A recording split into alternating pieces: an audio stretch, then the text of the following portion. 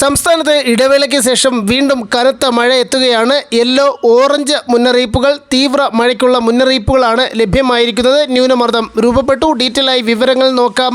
എല്ലാ ദിവസവും അപ്ഡേറ്റുകൾക്ക് നിങ്ങൾ ഇതുവരെയും ചാനൽ സബ്സ്ക്രൈബ് ചെയ്തിട്ടില്ലെങ്കിൽ ഇപ്പോൾ തന്നെ സബ്സ്ക്രൈബ് ചെയ്ത് ഓൾ എന്ന ബെൽ ഓപ്ഷൻ കൂടി എനേബിൾ ചെയ്യുക. കൂടുതൽ ആളുകൾക്ക് എത്തിച്ചേരാൻ വീഡിയോ ലൈക്ക് ചെയ്ത് കാണാൻ ശ്രദ്ധിക്കണം. തെക്കുകിഴക്കൻ ബംഗാൾ ഉൾക്കടലിനും ഭൂമധ്യരേഖയ്ക്ക് സമീപത്തുള്ള ഇന്ത്യൻ മഹാസമുദ്രത്തിനും മുകളിലായി സ്ഥിതി ചെയ്യുന്ന ന്യൂനമർദ്ദം തെക്ക് പടിഞ്ഞാറൻ ബംഗാൾ ഉൾക്കടലിനും തെക്ക് കിഴക്കൻ ബംഗാൾ ഉൾക്കടലിനും മുകളിലായി ശക്തി കൂടിയ ന്യൂനമർദ്ദമായി സ്ഥിതി ചെയ്യുന്നു. അടുത്ത 24 മണിക്കൂറിനുള്ളിൽ ശ്രീലങ്ക തമിഴ്നാട് തീരത്തിന് സമീപത്തേക്ക് നീങ്ങാൻ സാധ്യതയെന്ന് കേന്ദ്ര കാലാവസ്ഥാ വകുപ്പ് അറിയിക്കുന്നു.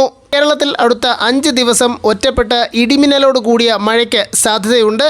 ഡിസംബർ 12-ന് അതിശക്തമായ മഴയ്ക്കും ഡിസംബർ 12, 13 തീയതികളിൽ ശക്തമായ മഴയ്ക്കും സാധ്യതയെന്ന് കേന്ദ്ര കാലാവസ്ഥാ വകുപ്പ് അറിയിച്ചു. ഡിസംബർ 12-ന് ഇടുക്കി, എറണാകുളം, തൃശൂർ 3 ജില്ലകളിൽ ഓറഞ്ച് അലർട്ട് പ്രഖ്യാപിച്ചിരിക്കുകയാണ്. അതിശക്തമായ മഴയാണ് ഈ ജില്ലകളിൽ ഉണ്ടാകുന്നത്.